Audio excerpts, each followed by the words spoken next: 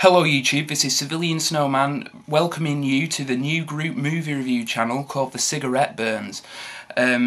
So welcome, this is going to be the first review that you see. I've always really dug movie review group channels that do, where other people involved review the same movie, like the Real DVD Watchers, who I filled in for a couple of times.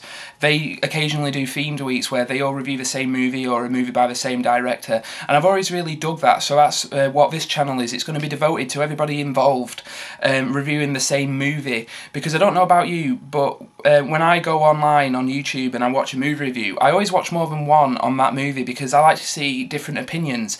So hopefully with the Cigarette Burns you'll be getting a full spectrum of different opinions on all these certain movies. I just want to take a moment to thank everybody that's agreed to be involved, and now that's Greg Arganda, Andre, Raz, Adam. Thank you all for agreeing to take part, because I honestly didn't know whether anyone would be interested enough in wanting to take part in this, so I really appreciate that. So anyway, let's crack on with the review. The first movie that we're all going to be reviewing is Michael Mann's Heat, a film which, well, I essentially chose to review because of Public Enemy's being released in cinemas, which I'm going to see later this afternoon, and I thought it would be appropriate to look at Heat because it is Michael Mann's, obviously, like Michael Mann's masterpiece essentially. It's considered one of his best films. The film stars Al Pacino as Lieutenant Vincent Hanna and Robert De Niro as Neil McCauley, who are a cop and career criminal respectively, and they essentially clash on the streets of LA as they try to bring each other down and destroy each other's plans. Al Pacino knows that Robert De Niro and his crew, which include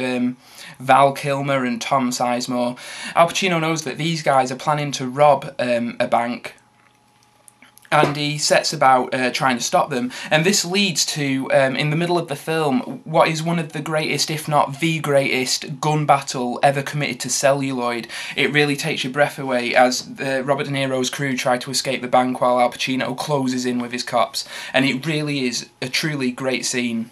So the basic plot of this movie is Robert De Niro planning and executing a heist and Al Pacino trying to stop him.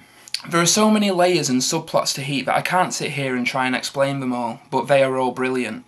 One thing I really like about Heat, and I think it's what sets it apart from other similar cop and criminal films, is the fact that it delves into the private lives of everybody involved, not just the cops, not just the criminals, but both. And you get to see that how the characters are actually very similar, how they all have relationship problems, and like Val Kilmer is a gambling addict, and they are flawed characters, and the police aren't just the cardboard cutout heroes, and Al Pacino has a struggling marriage and a stepdaughter with emotional issues, played brilliantly by Natalie Portman.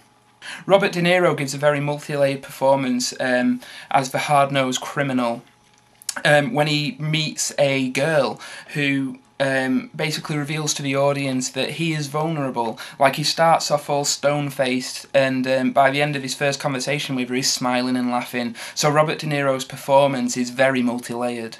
Even the little side characters, such as Dennis Habert's getaway driver, and Dennis Habert, obviously, President Palmer in 24, even his kind of private life and motivations are dwelled upon. And it's really a testament to Michael Mann, because it's quite a brave thing to delve into the lives of such minor side characters as well. But in doing this, he really adds some emotional weight to the action, because when characters are killed off, you feel it, because you feel like you've got to know them.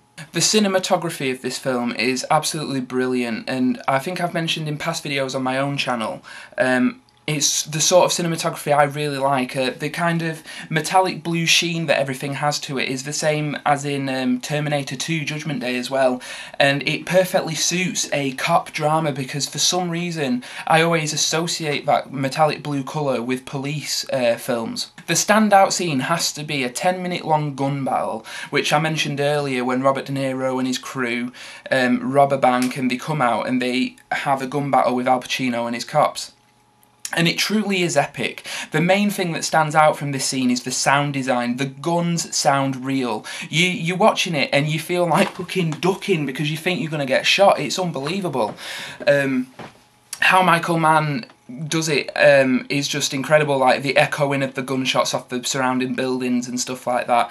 You know, these aren't just those poxy bullets that people can dodge. You know, these bullets are going to hit something and they're going to tear whatever they hit apart. Another thing this scene does really well is showing just where the characters are in relation to each other, because usually with action films it's kind of hard to tell where everybody is. You know, they just shoot, you just go along with it. Like the Bourne films are a prime example of how action can be hard to follow.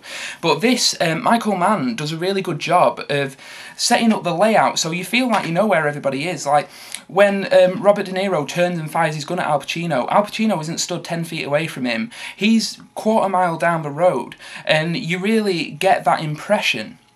So Michael Mann's done really well at filming this action scene, and I think that is one of the reasons, along with the sound design and the realistic blood and gore effects, even though that, you know, doesn't really mean anything, blood and gore.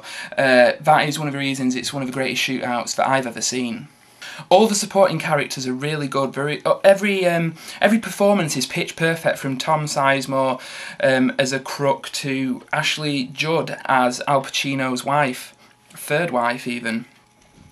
But the standout is probably Val Kilmer as Chris, the gambling addict, as he is shown off to be an arsehole when he first argues with his wife and we first see it. But then in the next scene we see him sleeping on Robert De Niro's floor, and we realise that he is just human. He's not an evil criminal. He is just a normal guy having trouble. Another standout supporting role is the character of Wayne Grow. Now, I don't know the name of the actor that plays him, but he's a criminal who joins the crew kind of late in the day and takes part in the opening robbery of the film. And spoiler alert, he kind of bollockses it up by shooting one of the guards. And you wonder why he's done it, but then it's revealed later on in the film. Now, this is quite a big spoiler. It's revealed later on in the film that he's a serial killer who targets prostitutes. And, you know, this is a character who doesn't need to be explained. You know, he could just be the arsehole, the catalyst, if you would, for the events that follow. But Michael Mann decides to flesh him out as a fully grown character, and like I said, this applies to all of the supporting roles, and it is really good. I mean, it's really well done. It doesn't feel like it weighs the film down at all. Some would argue that this film could be cut down to 90 minutes, but it wouldn't be half the film that it is, because as it stands it's about 2 3/4 hours, and like I said, this attention to detail on all the characters adds emotional weight to the action, which is what you need in a film like this. Michael Mann based this film on true events, and he started it off by making a TV movie called LA Takedown, which did well enough on television to warrant Heat getting greenlit, so he fleshed out the screenplay and made this. That's possibly one of the reasons why Heat is so good, because he's already practiced with LA Takedown. Anyway, I better wrap this review up because it might be running a bit long. So Heat, I highly recommend for any fans of Michael Mann, any fans of cop dramas, criminal dramas, or action films as well, because even though the action scenes are few and far between, they are astonishing. The performances by Robert De Niro and Al Pacino are pitch perfect. Seeing these two screen legends from The Godfather Part 2 come face to face in the famous coffee shop scene, it just sends shivers down your spine. It truly is amazing. I'm going to give Heat 5 stars. I think it's Michael Mann's masterpiece. It's probably the best movie of his that I've seen. I haven't seen all his movies, but out of the ones I have seen, Heat's probably the best. I think it's his absolute masterpiece. If you've enjoyed this review, please head over to my own channel and subscribe for more movie reviews, because I will be doing more and more as time progresses. Well, thank you for listening to this review. I hope you've enjoyed it. This is CivilianSnowman signing out. I'll see you later. Bye.